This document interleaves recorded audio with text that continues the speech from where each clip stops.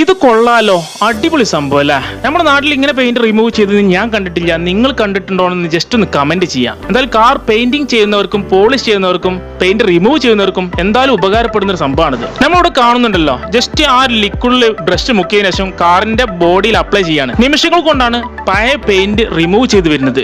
അത് നമുക്ക് ഈസി ആയിട്ട് കാണുന്നുണ്ട്. വളരെ ഈസി ആയിട്ടുള്ള ഒരു ഓപ്ഷനും കൂടിയാണിത്.